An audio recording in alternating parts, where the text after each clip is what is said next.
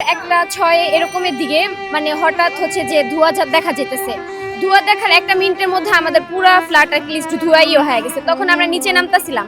তখন নিচে নামার সাথে সাথে শুনি কি যে আমাদের বাসার কারখানায় ২ তলা আগুন লাগছে। তারপর আমরা যখন ছাদে যাই, তখন ছাদে যাই দেখি যে ছাদে যত গাছ-গাছালি সব একদম পুরা একদম ছাই হয়ে যেতেছে।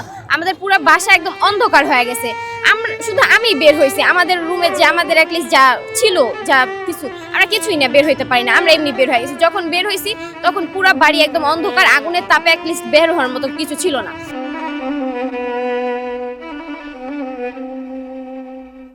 আর আমি হচ্ছে এবার পরীক্ষার্থী, এইচএসসির পরীক্ষার্থী। আমার ইন্টার পরীক্ষা হচ্ছে জানুয়ারির ৮ তারিখে ডক্টর শহীদুল্লাহ কলেজে। আমি ইন্টার সেকেন্ড ইয়ারে পড়ি।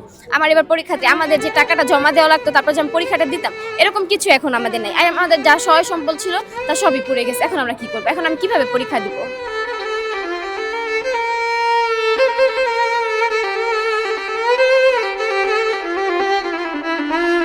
কিছুই নাই।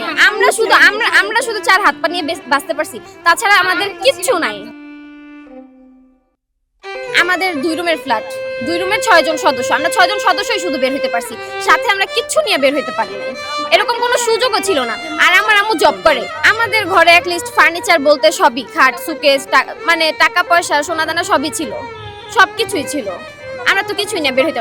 আর আমার আম্মু জব করে, আমার আম্মু কাজে ছিল। আমি আম্মুরে কল দিয়ে আর বলতে বলতে আমাদের পুরো বাসা আগুন ধরে যায়। আমরা কিছু নিয়ে বের হইতে পারি না। এখন আমাদের বাসা তো একদম পুরা ছাই হয়ে গেছে।